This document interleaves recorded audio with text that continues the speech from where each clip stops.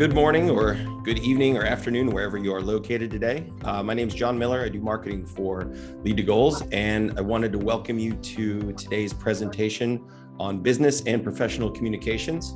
I can see by the registration list that many of you have participated in one or more of these webinars in the past, so I'd like to thank you for joining us once again.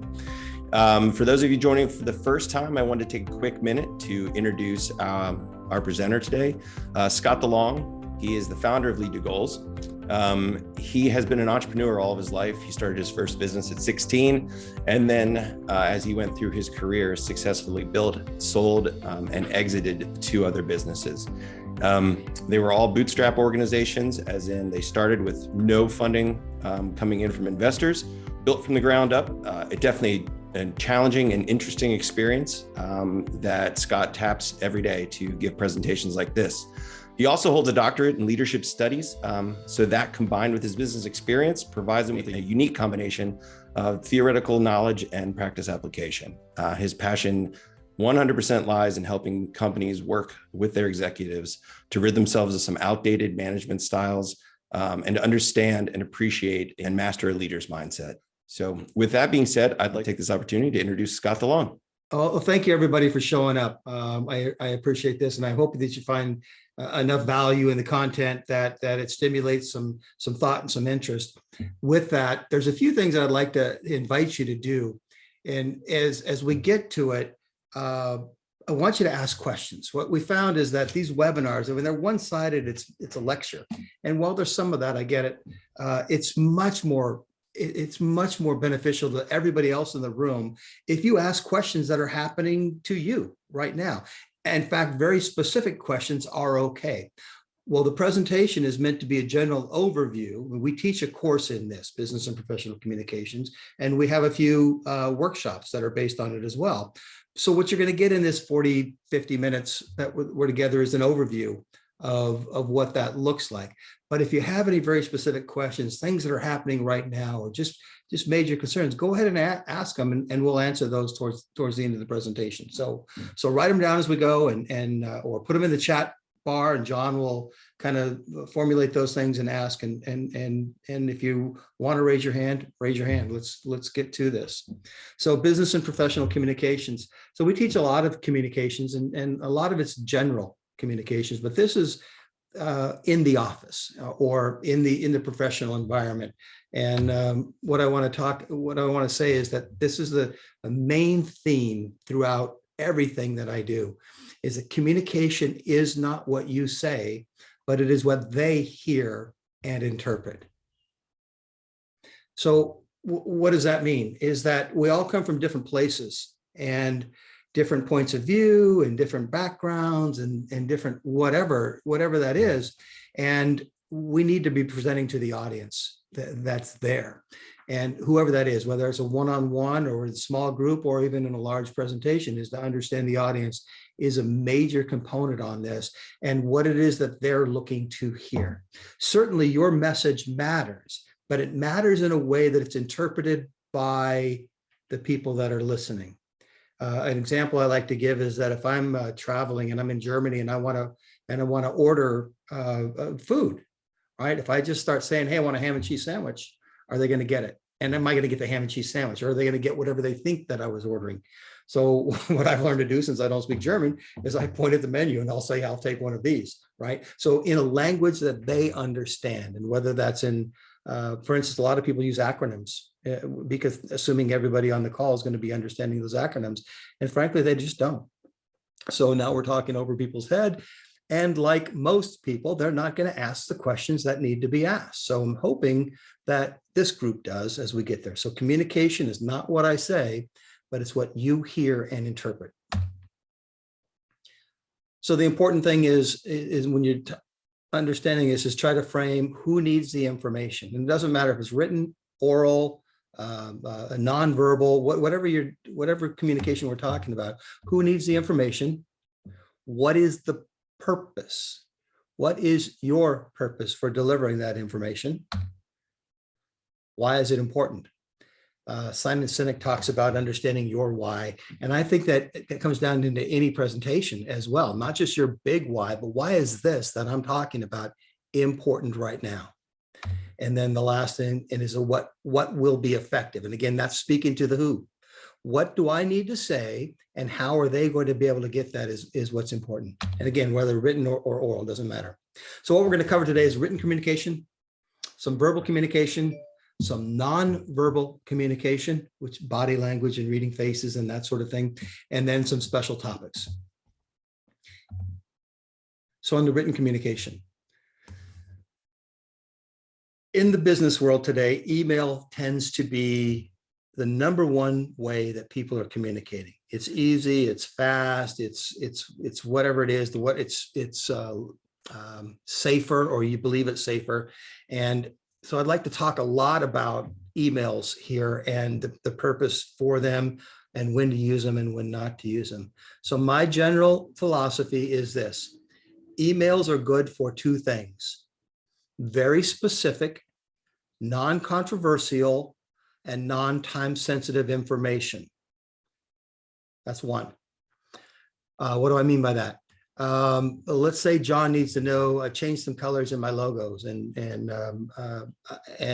he said, well, what are the new color codes? I very specifically tell him the PMS color code. Boom, boom, boom.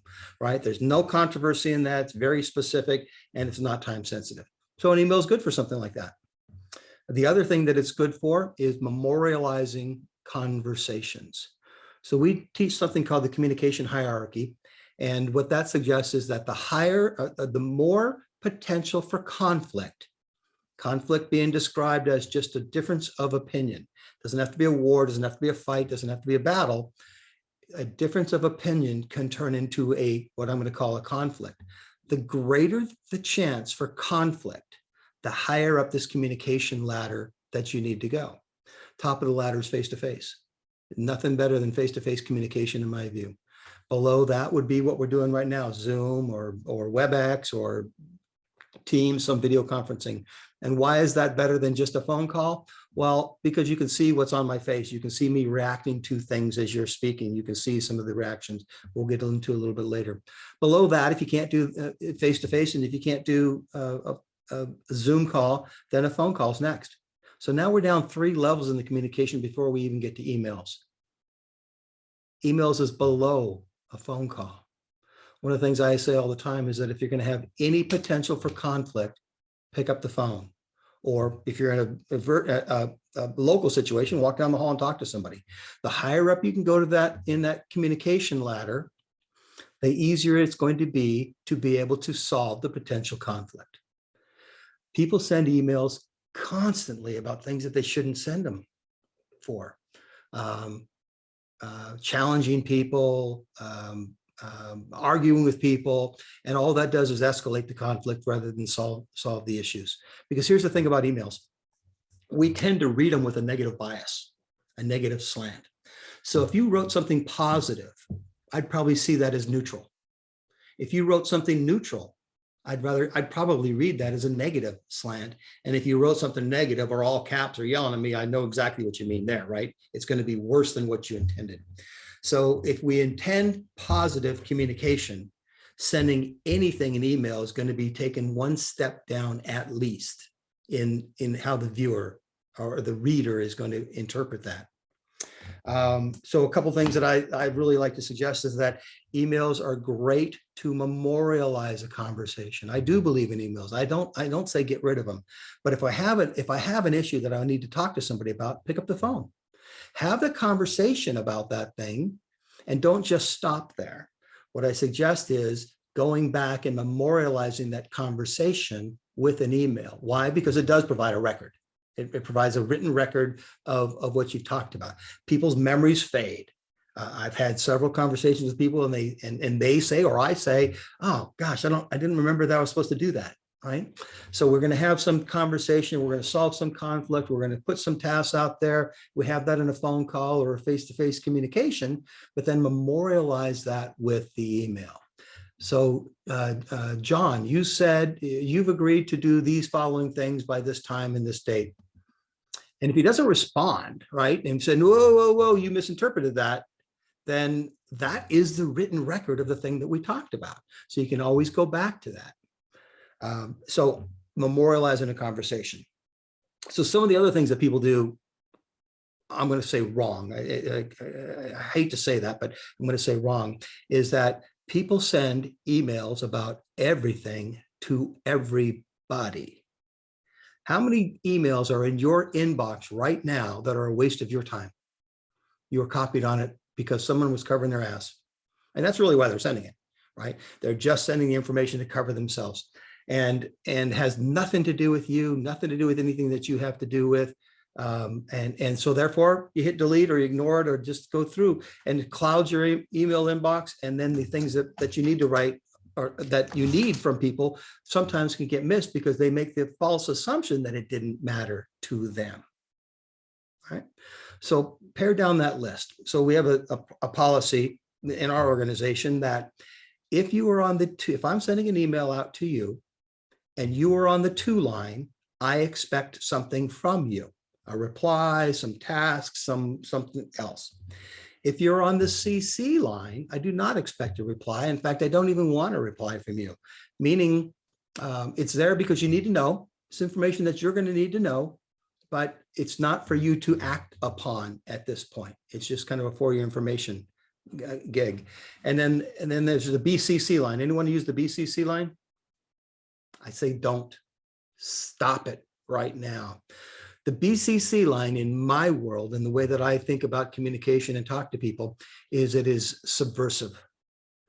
It is a way of what you tell your children. You're tattling on your brother, right? It's a tattletale kind of a concept. I'm letting somebody know about something, but I don't want you to know that they know. And I don't want you to know that I'm the one that told them. That's crap, right? I've only seen one example where a BCC line works, and that's because somebody didn't have a email thing like Constant Contact, where you can blast out an email to a bunch of people. And if you use the BCC line, because it doesn't show up who gets it, right? So I send an email to myself and I BCC this list of a whole bunch of people, and I don't want everyone else to know who it got sent to, or I'm trying not to give their email addresses out to people and all that. That's probably the only legitimate use, but there are better tools for that.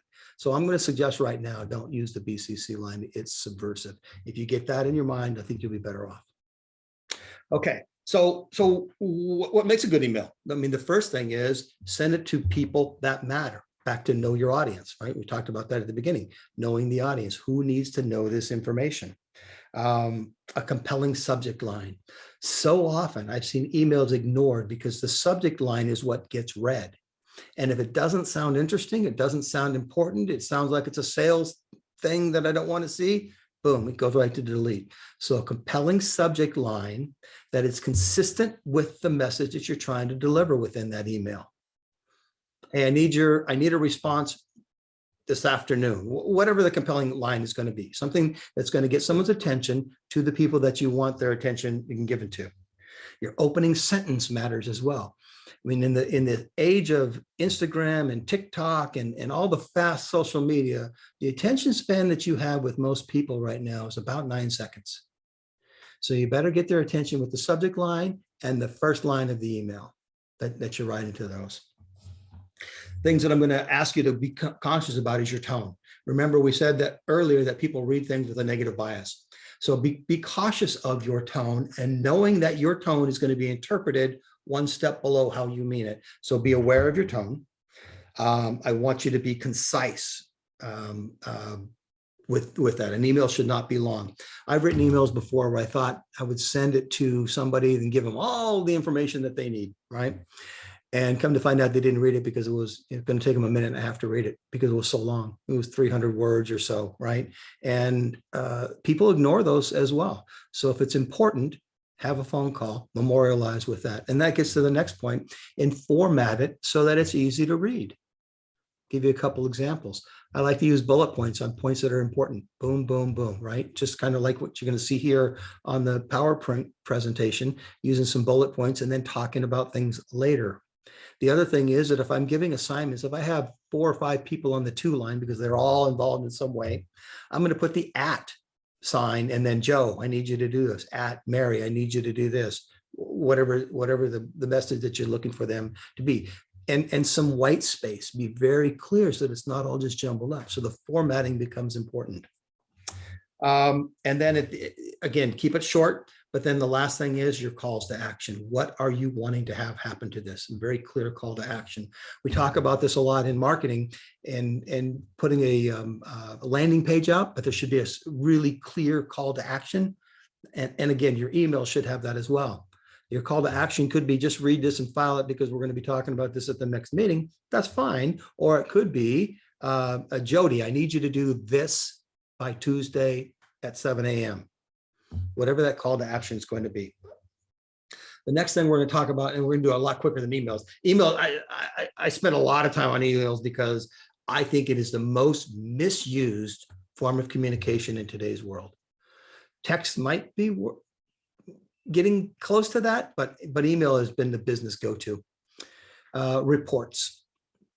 So what is a report? Well, it has the same things, right? Knowing your audience, clearly stating your purpose, organizing your thoughts, using concise language that everybody understands, right? Not the acronyms of people, not everyone's going to know that. And then summarize that report. I want to be able to see something in one page if I can. And my report might be 7 or 8 pages worth of information, backup information or the data that you're looking at. But when I say summarize the report, I like to use visuals, graphs and charts and things like that. So that's just another written communication. We'll move past that really quick, and then proposals. And the proposal, the biggest thing that I can talk about proposals, all those same things are important. Knowing your audience, clearly stating your purpose, organizing your thoughts, on and on and on. But the thing about proposals and why most of the proposals that get ignored are the ones that have not clearly answered every question that was in the RFP. They put that in for a reason. They wanted the information. If you choose to ignore it because it's not applicable to your presentation is going to get ignored. So at least suggest that you read the question and that it might not be applicable in C.3 or whatever it's going to be, so that they know that you're not just picking and choosing what you find is important, because whoever asked for that proposal was very intentional in what they were asking for. Okay, there's going to be a quick plug here on my partner and I do a podcast, and it's out weekly. We take a couple breaks throughout the year, but we probably present 40, 45 episodes a year on topics that we find important. And if you're into podcasts, if you like free content, this is a really cool place to go. So the QR code, if you want to pull your phone out there, scan that, you listen to one. This one happens to be on email etiquette, some of what we went over, but a little different point of view. So on our podcast, Vince and I talk very conversationally. It's not lecture style at all. It's like if you were sitting around Starbucks and having a conversation with another business leader, or meeting them for a happy hour and having a beer together and talking. In fact, that's how this podcast started. So if you're into the kind of content that we talk about and you like podcasts, they're about a half an hour a week, and you can listen to it on your way to wherever you're going, or we have a YouTube channel as well that these are on. So here's a QR code that'll let you listen. And I appreciate those of you who want to subscribe and make comments, right? We like a lot of feedback as well. All right, the verbal communication, the public speaking, and maybe that's what a lot of you on the call here or on the webinar here are looking for, is that fear of public speaking. You remember when you were back in school and you had to make a group presentation and they wanted to be an oral presentation? The fear that either you had or other people had within that, right? It can make you freeze completely. And they forced you to speak on whatever it was, the subject that you just read in a chapter of a book, right? A book that you didn't care about. You're only taking the class because you had to, right? And then therefore had to read the book about that. Now they're making me make a presentation on something I don't care about. So the first thing I'm going to suggest is that no one's ever going to ask you to do that again, right? If you get asked to make a public appearance, whether that's a large group or even in a meeting, okay, because presenting to 4 or 5 or 8 people might be difficult for some folks. What I'm going to suggest right up front is take the gig. Don't say no. Do it. And we'll teach you how to get through it, right? We'll teach you how to do that, but take the gig. And here's why. They are not going to ask you to present to speak on a subject that they don't think you're an expert in. It's not going to be like school where you have to present on something you don't know. You are going to know the content. So just take a sigh of breath and say, I got this, right? And we'll go through some process on how to get a little more comfortable, but just understand that. So first, a piece of advice, take the gig. Why? Well, one, you're the expert and people need to know the information, but two, it's good for your career. It is really good for your career to be seen as the expert and to take the responsibility and to be the presenter. People will notice and react to that. Now the next part is doing it well, right? And we need to work through how to go about doing that. And the first part of that is preparation. So this is a lot more detailed in our either our workshop or our full class on this, but the preparation is the key. I'm going to give you a quick example of what I do to prepare. Somebody gives me a time to talk, and let's say that's you got 20 minutes, all right? The first thing that I need to know is how fast that I talk. Now, it depends on the situation, but I know that I speak at about 150 to 160 words per minute. And if they're giving me 20 minutes to talk, I know that I need to have 3,000 words in there in order to make this thing make sense, right? So if you go over your time, that's bad. If you go way under your time, it's bad. So the first thing I'm going to do in your preparation is understand your rate of speed on speaking. Your rate of reading is completely different. You're probably reading at 225 to 250 words per minute. Even technical data, you can read at 225 a minute and get it, but you can't speak at that. And if you do, people aren't going to understand you, right? So knowing what your pace is it 175? Is it 125? Most of us fall around 150 words per minute, but knowing that is part of your preparation. The rest of that ends up being creating, and again, we'll go into this in more detail, but mine is very specific. So to prepare, I write an outline first. So bullet points, remember the outlines of item 1A, B, C, 2A, B, C. I write an outline of the things that I want to do. And then I end up writing out this speech from the outline. Each subsection might get, I don't know, a minute. So 150 words, right? Which is about a paragraph, if you think through this. So now I formally write this out as I would if it was going to be a paper that I was going to turn in. Now I'm ready to practice. And when I say practice, I mean practice and a lot of it, especially if this isn't your go-to strength, right? This public speaking is not your go-to strength. Let me tell you what my practice looks like on a subject that I'm getting familiar with. I mean, I know what they asked me to talk about it because they think I'm an expert, but I'm not really 100%. I don't have all this stuff memorized, right? So I have got this thing written out and I will practice. The first thing that I will do is I will read that speech out loud. And I read it out loud so I can hear it and I can hear all the mistakes in that. That word didn't fit there. I need to change that word to this word. I used a to instead of an and or a whatever it might have been. It just didn't flow right. So then I re-edit the paper and I rewrite it and I read it again. Great. And then I'll read it out loud again. And the first place that I read it out loud after I've already fixed it is to some inanimate object. I will read to a chair. I will read to a telephone. I will read it out loud to something. I'm timing myself at the same time. Now, remember, I can read faster than I can speak. So this is going to be a little bit different than your 150 and 160, but I want to make sure I'm not going too far over or too far under.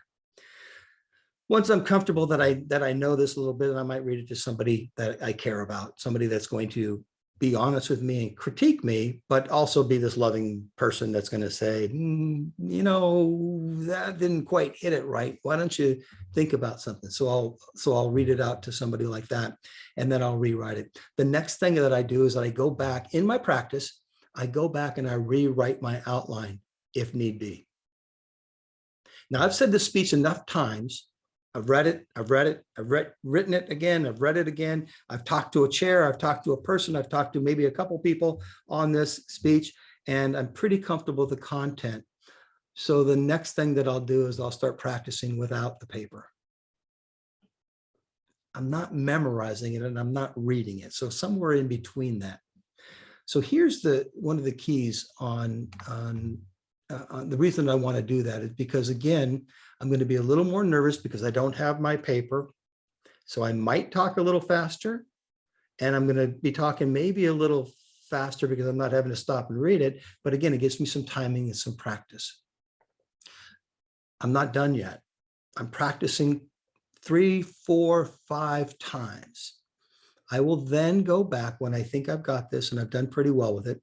I'll then go back and I will write my outline on little 3x5 note cards. So each major heading, item 1 will have whatever the thing is, then A, B, and C. That'll be a note card.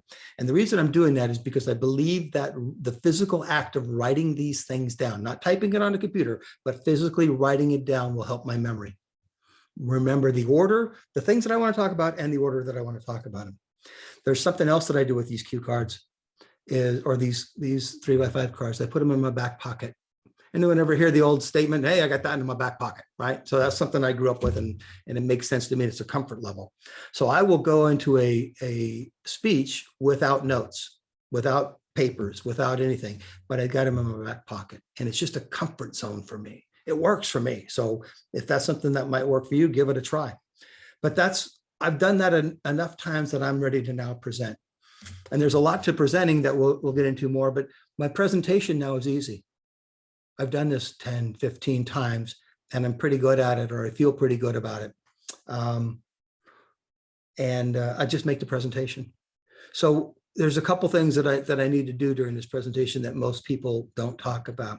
Ever hear the old thing that when you're making a presentation, you're uncomfortable, stare at the back of the room and look over people's heads so that you're not having to feel subconscious about that? That's advice that people give. I've heard other people say, well, just pretend the audience is in their underwear, like that loosens you up. Both of those are crap. That's just horrible, right? So when I present, one of the things that I like to do when people are walking into the room, I want to meet a few people. I want to greet them. And I'm hoping that they're sitting somewhere near the front. I'm going to encourage them to sit somewhere near the front as well. And so what I'm going to do when I've met them and I get a little comfort level with them, I'm going to talk to that person or that group of people, the small group of people, and making eye contact with them. One, they're going to provide me support because they're now my friends, or at least they believe they are. So they're going to provide me some support and nod when they need to nod, and cringe a little bit to say you might want to go a different direction. But I'm talking to real people right now. This webinar thing is difficult for me because I'm talking to a camera. But when I get a chance to see your faces, I see one gentleman's face up there whose screen's Eric. Thank you for having your screen on, because I get a chance to see. I'm watching you, right, as we're talking, and now I know how we're doing because I see what the audience is. Yeah, exactly. If you went like that, I'm saying, oh, I need to adjust. But because of the preparation I've done, I'm able to adjust. I have the confidence because I know the subject. In fact, in the preparation, I over prepare and I think about all the different things that we could be talking about that we're not going to, because I only have 20 minutes or I only have 30 minutes or whatever the time frame they gave me. But there's 2 or 3 subjects within this major subject that I'm not going to even have in my speech. But I might be able to pull it out if Eric's face is telling me I'm going in the wrong direction or they're missing something, right? So I'm talking to real people and getting feedback live from them. Now, a lot of people say, well, gosh, that would really make me nervous if I had to do that. Well, remember all the preparation and the practice that you've done. You know your stuff. You know your stuff. If it's not connecting with your audience, you want to know that, like live. You want to know that right now so that you can react and adjust and change. Right? I've seen people do several things in this presentation piece, like making a speech and being all whatever and starting to look a little too stiff. I've seen guys take off their coats and throw them off the side, right? Just to change the pace a little bit. So using some techniques, and again, we could talk about those more in either the course or the workshop, but there's a lot of little techniques that you can use to make this presentation work. What about pre-presentation? Is that important? Yeah. Is anyone ever nervous before they have to get up and speak? Yes, we all are. Even people that do this every day, the nerves are going a little bit. And there's some techniques that you can use to do that. Some folks like to go one way, which is the meditation and breath work and being quiet and all of that. And others go the other direction. I know a guy, really good speaker. He goes, while he's waiting to be on stage, he's in the back and he's pumping his arms and he's saying, yeah, like firing himself up, right? Whatever works for you is what's going to work for you. But there's lots of different techniques that you can use to get rid of those opening jitters. Okay. All right. Enough on that for now. I mentioned that we do a public speaking workshop, and we're going to make an offer. We normally charge for half day presentations. We charge $500, right? To come in and do a half a day thing. All days, $1,000. 2 days, $1,800. It's just whatever. That's the price that we charge. What we've decided to do is to put on this 4-hour virtual workshop. It's really only 3.5 because there's some fluff that happens before and at the end, right? But 4 hours of your time. So we normally charge $500 for that. If you want to get your phone out, hit the QR code, boom, go right to it, and spend 4 hours with us talking about how to become better at this public speaking stuff, jump on it right now. So the other portion we told you we talk about is nonverbal communication. And those of us that are married know this really well. It's not what you say, it's how you say it. I get accused of that all the time. Your words aren't what I'm listening to, it's your body language and your face and your tone, right? And the real important piece of this is certainly your tone of voice. It's the same as the email tone. Make sure that you match your tone to your message. If you're angry, sound angry. That's okay. But if you're not trying to be angry, you better mimic what it is that you are trying to get across, because again, they're going to see the worst case scenario. Whoever your audience is going to see the negative side of what you're presenting and take the lowest common thing, right? So tone becomes part of it. Body language is next, and what to look for. I already mentioned that with Eric up there, I'm looking to see how he's reacting. So I'm watching the body language because this is important to me. And when I see him nodding his head, I'm on the right track. When I'm seeing him shaking his head, I'm not. Notice what they're doing. Everyone knows that the crossed arms like this means they're not willing to accept any information and all that. I used to sit like that with one of my partners, and he said, "No, you're not even listening." "Oh, no, I'm listening. It's just I'm comfortable like this." Well, that was bullshit. I mean, I'm sorry. If my arms are crossed, I'm not open to suggestion. I've got a friend who actually sits, and I can't show you this, but with his hands open like this, meaning it's a funnel for information, because he wants to hear what people are saying. So watching body language and seeing in how they do it. There's one really cool body language thing that I didn't know about till I started studying it more. Watch people's feet. The feet will tell you what they want. If their feet are pointed towards you, they want more of you. But if you see people's feet start heading towards the door, they want to be heading towards the door. It's really interesting. So I started watching this in groups, right? So cocktail parties and that sort of thing, and watch who was interested in the conversation, who really wanted to get out of there. And I wasn't watching their faces, I wasn't watching their body, but I started watching people's feet, and it told the truth. Anyway, I found that really interesting. So what are some of the myths of body language? Well, there's a myth that there are people that can use this as a lie detector, and it gives you an indication on if people are telling the truth or not. But here's what you can't tell if they're telling the truth, but you can tell when they're in discomfort. That is 100%. So if you see some cognitive dissonance between what they're saying and what you're seeing, that leads you to believe that there's some discomfort there. Discomfort could mean falsehood. It could mean guilt. It could mean things like that. But you're not taking that to court, right? You're not taking it to court. It's just an indicator of something to look for to see where your message is being delivered. So that's probably the biggest myth about body language, is that there are experts that can read your body language and tell you exactly what you're thinking. No. Is it a general tool to be able to use to see if it's working? Absolutely. But it's not 100%. It's just not 100%. So here's another thing that I'm not finished yet. Writing a book on transformational leadership. And with each chapter, I'm getting feedback from friends, family, business association, folks like that. But my book is really being written for this audience, leaders and emerging leaders, the people that are showing up to this webinar in the first place. So what I thought about doing, and I did this last month, is that I made an offer to anybody that's on this live webinar that if you would like to read and critique a chapter of a future book, put a message to me, either Scott at lead2goals.com or in the chat bar, put something and John will capture that. But I really like, well, I don't always like it. I'm going to take that back. I really need feedback. It's important to me.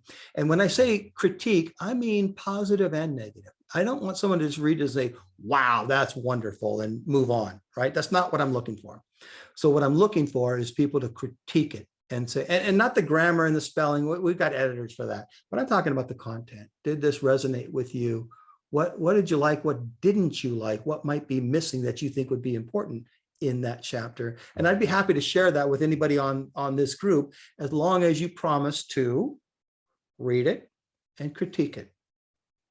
Just a simple email back to me that said, yeah, that third paragraph, and I wouldn't go there because you're being a little too, whatever it is, right? Whatever your critique is, I'd love to hear that, right? I want to write a book that matters.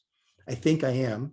And now I want to test that with the audience. So if you're interested in critiquing a chapter of a book that is going to be coming out at the end of the year, let us know. We'd love to have you be part of that.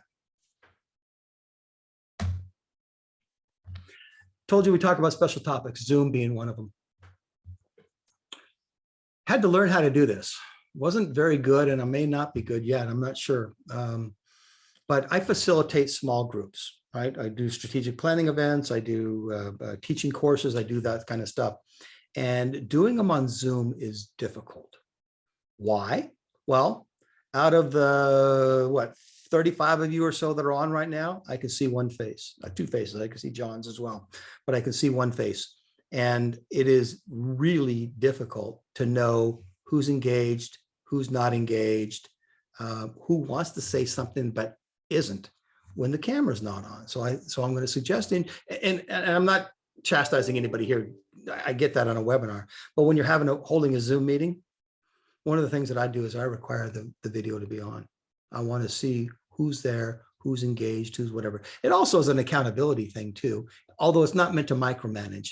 But you can see if I'm texting right now, right? If I was texting and not paying attention to conversations, you can see that. So it keeps people from doing that, right? Because the camera's on. But here's the real thing. You go back to the body language. And as a facilitator in a small group or a teacher in a university, I would rarely call on somebody in a live audience. So Yorley, tell me what you're thinking right now, right? I just wouldn't do that because it makes people uncomfortable, puts them on the defensive. However, in a Zoom meeting, I found that you need to do that and need to do it in a special way. It's because when we're on Zoom or WebEx or any of the others, we're pretty polite, right? We sit back and wait. You can't, like if you're in a conference room together, people can talk over each other a little bit. That happens. You see the chatter and all that. You can't do that on Zoom. It doesn't work. It just becomes all noise. So people have learned not to. So we sit back a lot and we don't say anything because we're waiting for someone else to have their turn, right? And there's a lot more dead air on Zoom than there is in a live meeting. I'm a big fan of live meetings. Zoom, we had to learn how to get. So one of the things that I've had to do as a facilitator is look around the room and know on who to call. And how do I know on who to invite them to speak, not tell them they have to? And I do that by watching their faces. If we had all 30 of you on your camera's on right now, my eyes would be going all over the place just watching, because I want to see, when I see your eyebrows move up or I see a big smile or I see a frown, hey, what are you thinking? It sounds like, it looks like you got something going on. What are you thinking? And then invite them into the conversation. Otherwise they will be polite and sit back and wait for someone else to talk, right? So that's just one tip on Zoom. Another topic is room setup. In a meeting, there's two different conference rooms that I have. One is a conference table with 10 chairs around it, just like you normally see in a big conference room. And that's for the more formal meeting. And what I do in a meeting like that in the setup is that I ensure that there is a seat for everybody and that only seats are for people that are there. For instance, if only 4 people were there, I would take 6 of those chairs out away from the table. There's just something psychological about that, seeing an empty chair. Something is missing, right? So I want to make sure nothing is missing. So if there's 8 people in the room, there's only 8 chairs around the table and somebody is there. You ever been in a meeting where somebody gets up and leaves, right? And then all of a sudden the air in the room just gets sucked out. Well, it's partly because they made that physical act of moving, but the other thing is their voice is no longer available. That chair, and it's there because the chair's there, right? So just have the same amount of chairs as you have tables. So that's just one tip. On the public speaking side, the room setup is important. So I will get into a venue day before if possible, if not the morning of, and I will go in and check the room out. I will make sure that I can project to the back of the room. What does the speaker system sound like? And if there isn't a speaker system, can my voice project to the back so the person in the back of the room can hear without the people up front thinking I'm yelling? So that's one item. The other item is making sure all the audio and visual stuff works. It's really easy to blame the AV guy. Oh, that guy didn't set it up right. Well, guess who gets blamed? You do. You're the one up on stage. You're the one whose presentation is getting judged, not the AV guy. So I make sure that works, and I test those things out as well, and make sure the lighting is what they want it to be. People can see what they need to see, focuses attention to where it's going to be. And then the last thing I'm going to say about that in the public speaking is once I set up a room, if I get in there early and double check things, right, I stay in the room. I make sure I stay in the room. I want to own that room. It's my presence that owns the room. And I can ensure that nothing goes wrong. Someone didn't kick a plug or whatever it might be. But the other thing is that I like to do, I don't like to come out from behind a curtain and on the stage and this big announcement and all that. No, I'm going to greet people as they're coming in. Remember, I said earlier that I want to make some friends before so that I have some allies in the audience so that I know who to watch and feel that comfort level. So I'll get in a room and I'll work the room a little bit and make a couple friends. So the room setup becomes important. There's all kinds of tips and tricks that we can talk about on that. And then a word about PowerPoint or other visual presentations. The worst thing that you can do in a PowerPoint is put too much text. And then the second worst thing is read that text. Just sit up there and turn your back to the audience and look up at the screen and say point A, point B, point C, all that. You don't want to do that. And you see too many people do it. So your PowerPoint is there. Think of a TED Talk. Have you ever seen the TED Talks where you have the screen behind somebody and there's only a visual image? It might be a couple bullet points, but a lot of times it's just a photograph of something. Take a look at the photograph that's over here, right? On the side of on the PowerPoint that I have here. It is an image that supports what I'm going to say. Because of my practice and my preparation, I do not need the PowerPoint to deliver my presentation. In fact, in a lot of meetings, I don't like using a PowerPoint. And the reason is because I want people looking at me. I want to hold their attention. I want to see what's in their eyes. I want to be able to read the room. Now, PowerPoints are great and they're wonderful and they help other people see and visualize the words that you're speaking, especially if they're cohesive. But the misuse of PowerPoint is probably the worst thing that you can do in a presentation. I'll give you a good example when a PowerPoint works really well in a small meeting. Remember we were talking about in the reports that you had graphs and charts? Throw a graph up there, right? Very visual, very easy to explain, and it's a great use for a PowerPoint. But putting some long paragraph on what somebody said one time or that kind of stuff, it's a waste of your time, and it just destroys the audience.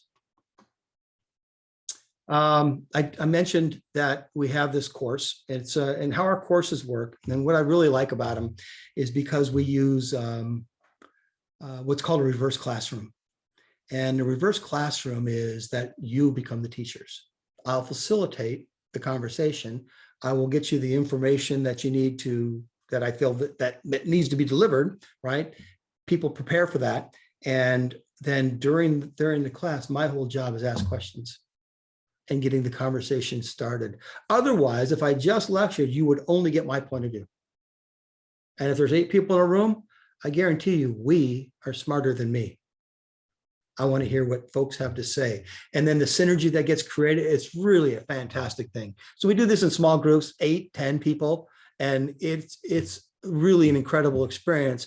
And I get to learn a lot as well. So it's fun for me. So if you're interested in joining a course like that with a bunch of folks, again, we're giving a discount for the people that are on this. If you're interested in joining up the next one that's coming out, I think sometime in July, John, if I'm not mistaken, you can do this QR code. I mean, you know, we had to sell something here, right? Can't just give everything away for free. But it's really live action. I tell people that say, gosh, I'm so busy, I don't have time. And one of the things I like to tell people is that if you give me an hour of your time, I'll give you 5 hours back of value, meaning you'll be able to save 5 hours throughout the rest of the year for that hour that you gave up, and it's worth it. The other thing I like to say is that these courses, these sessions with peers, with people, you know, like us, getting together and having different dialogue, it's like a mini vacation in the middle of the week. It just is. I've had so many courses that we've gotten, and the last day people say, oh, I'm sorry that this thing's over, because of the community that gets built with the group, the trust that gets made, the things that we're learning from each other, and all that is really a cool experience. And it's worth an hour and a half of your time for, you know, 5-6 weeks. So if you're interested, sign up. Would love to have you. All right, we promised the time for question and answers. We said we're going to talk for 40 to 50 minutes. We're right in that zone. Now it's up to you. Are there any questions that anybody might have, as specific as you want, right? Something that's happening to you right now, we'll answer. Let's go. Or something I said that doesn't make sense or need more clarification, any of that. Hello, Dr. Long. I have a question. Okay. Yeah. So suppose that I'm presenting to a group, and then an audience from a group, they ask me a question, a follow-up question, and then I don't have the clear answer for that question, or worst case scenario, I don't have the answer at all at that moment. So how do I tackle that kind of situation? Yeah, there's a couple ways. One, if I have time and it's a relevant question that I think more people are going to want to know the answer to, I'll answer it to the best of my ability at the time. If I have the knowledge, I will never fake an answer, though. I'll never give you something to make me sound like an expert in front of a group if it's not what I totally believe is the right answer. So that's the first thing. The second thing is there's a way of getting out of those. I was just talking to someone about my doctoral dissertation today, and listen, you got 4 smart people that are supposed to challenge my ideas, right? So generally they're smarter than me. However, on this subject, in this dissertation, I'm the expert. And they're going to ask me some questions that they think were relevant and valuable. But it wasn't part of my presentation. It wasn't part. One of the greatest things that I've learned how to say is to tell people that is a great question, a great area for further research. I'll look into that and let's talk about it later. Can I get your contact information? Giving somebody credit for asking a great question that you don't know the answer to and telling them it's a great question, we'll find out. Let me get your contact information and I'll get back to you. That's how I'd handle either of those, whether I want to answer it right now or whether I can't answer it right now. Okay, I do have another question also. Okay. So for example, I and my partner, we both are presenting to our client. So there are a group of people that would be our client. So we both are presenting our findings. So let's say we have 2 findings. One finding my co-partner knows well, and the next finding I know well. Yeah. So when my co-partner is presenting his finding, and in the middle of the presentation, he asked me about my view regarding that finding. And at that situation, like, do I contribute or do I ask him to continue, because he is more, he has the more expertise regarding his finding. Well, if he's invited you to speak, he wants to know your answer. So I would give whatever, I would participate in that portion. If somebody stopped and said, well, I wouldn't interrupt if they didn't invite me in. I wouldn't interrupt and say, oh, by the way, you forgot this point, right? I wouldn't do that.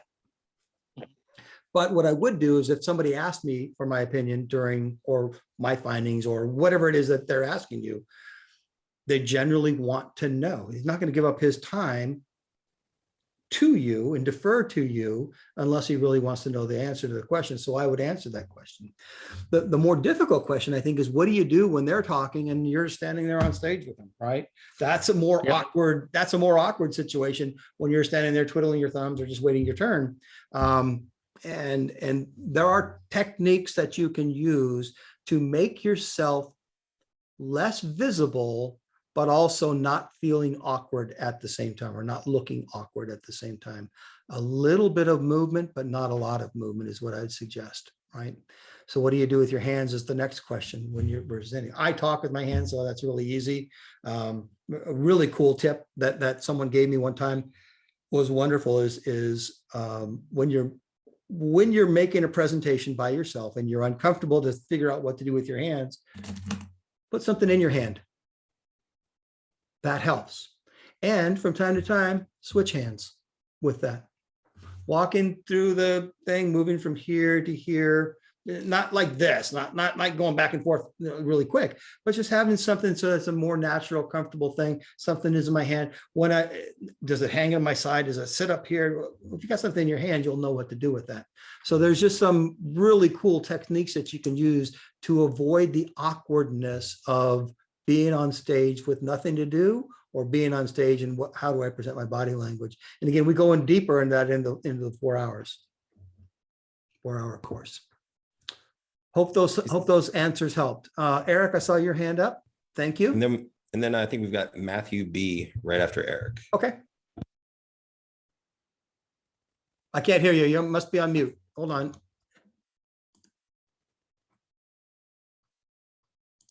Sorry, yeah, thank you. Thank you for the answer, Dr. Long. All right. That was helpful.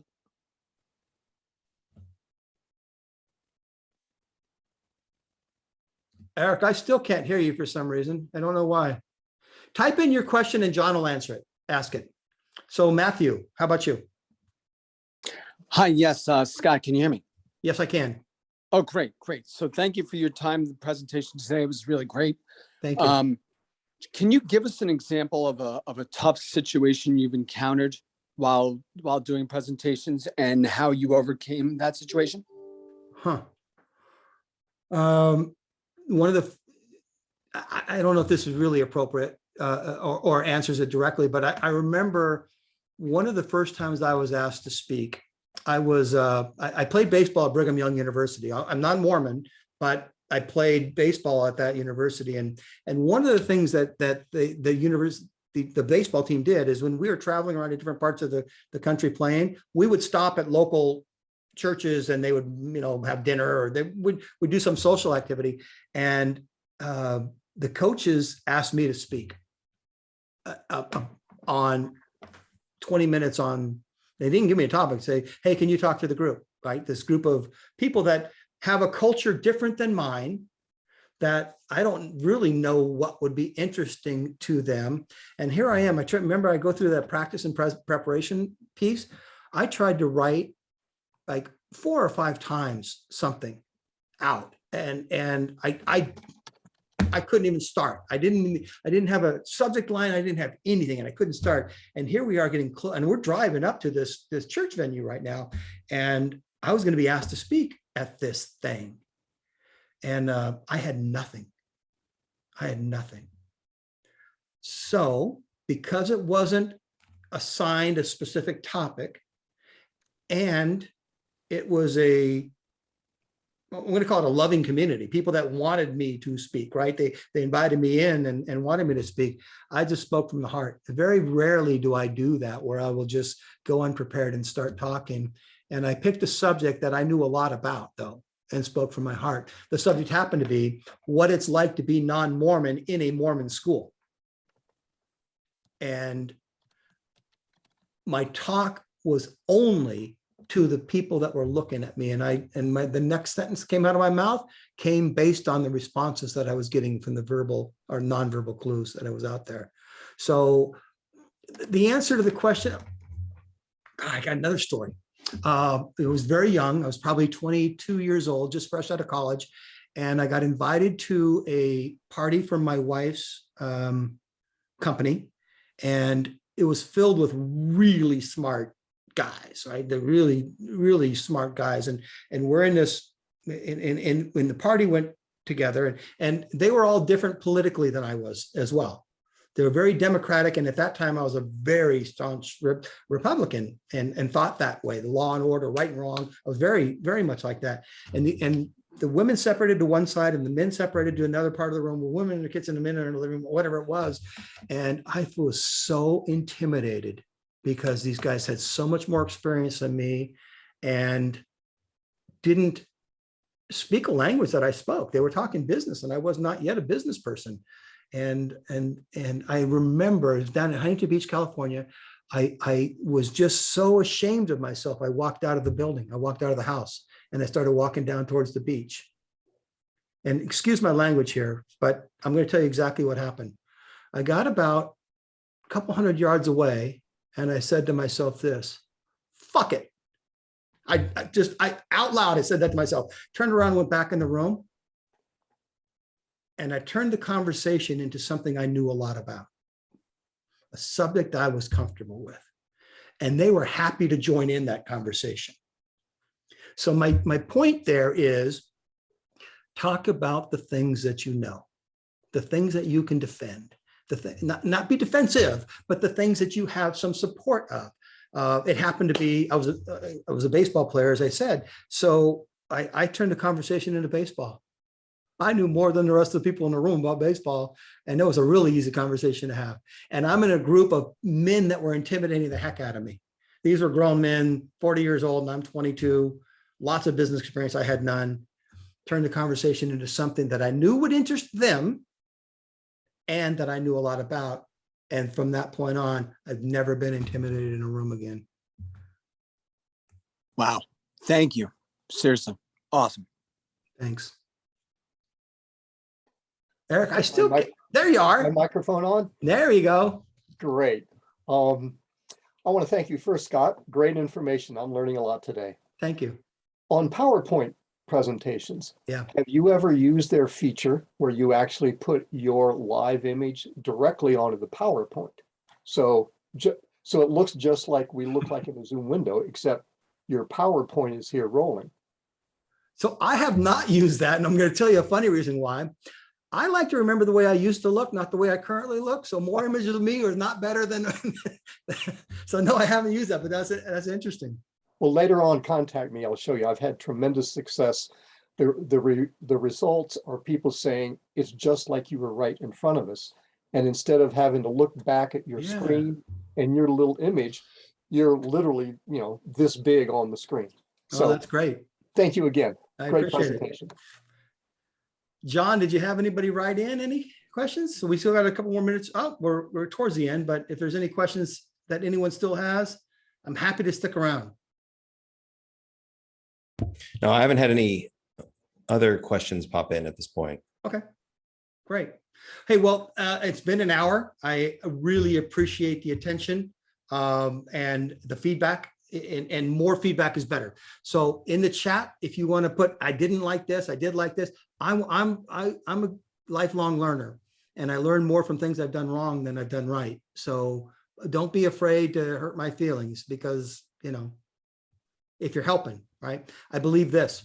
I believe if you're taking the time to criticize me, you're trying to help me. So negative, positive feedback, I love. Scott at lead2goals.com is the way you can get in touch with me, or info@lead2goals.com gets me in there. The other thing that we offer to folks is free 15 minutes. You want to talk about something, we'll schedule time for that. I'm doing this work is to help people. And if I can help people, great, let's spend time doing that. So you can book an appointment today if you'd like. We're happy to talk to you about that. Next month, we're going to be doing leading effective meetings. We talked a little bit about meetings today, but next month we'll do a 45-minute presentation on how do you make a meeting. One of the things that I hear from clients that I come in there all the time, employees are always saying, "Oh, we got too many meetings around here."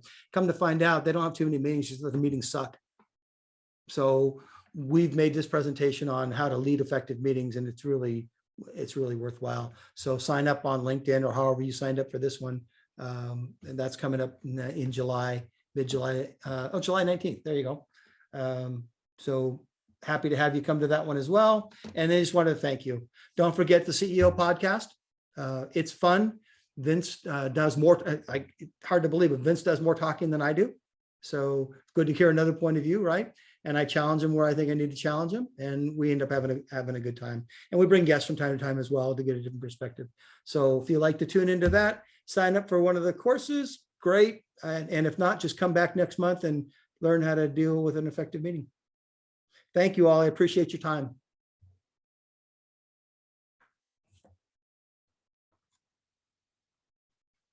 Just so you know, I will stay on for another 2 or 3 minutes if anyone wants to say something. Please unmute yourself and we can have a quick conversation. Not required to, but if you like. Hey, Scott. Yeah.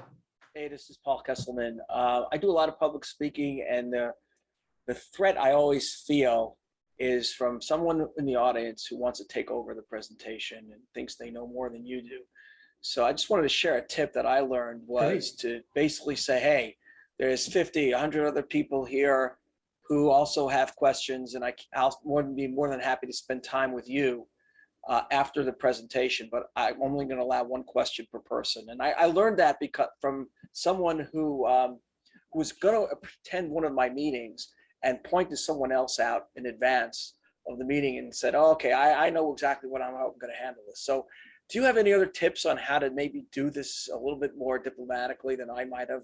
I think you're doing pretty diplomatic. But the thing I wouldn't do is if, let's say that gentleman pointed out this other guy that's going to try to dominate the meeting, I would not avoid that person. In fact, if I got it in advance, I'd go and introduce myself to that person up front. I'd create an ally with them. Now, if he's going to be that jerk that wants to be the center of attention, and I would do something like you've done and said, hey, great, Paul. Let's get together afterwards. Let's go have a beer and we'll talk about that. But I got to talk to Sally right now. There's other questions out there. So that's one way. But the other way is sometimes people are just jerks. And the people in the audience are getting annoyed by them as well. And I rarely have ever had to do this, but I will call them out if I need to. Yeah. I can be a bigger jerk than you can be if I need to be. And only if I believe the audience is going to appreciate it. Yeah, I actually called somebody out not for this reason, but I had done a 2-hour presentation with a Medicare carrier director, and someone sitting up front asked a question that was so basic. I don't know if you've heard the story about my chauffeur could have answered that question, but it was just so basic. I basically said to him, where have you been for the last 2 hours? And it was kind of like an overreach, and I overstepped, I think. Yeah, you might have on that one. I get why. So what I tend to do is try to put myself in this position, is that, and I really believe this, even though it sounds cliche, there are no stupid questions. Right. They're only asking the question because they don't know. Right. And somebody else has got the same question. Yeah. You know that. And if you're in a group of 50 people and this is the only person that you know is going to have that question, invite them for the beer afterwards and say, let's talk a little bit. This is really a terrific presentation. Thanks a lot. I appreciate it. Thank you very much for attending and asking your questions.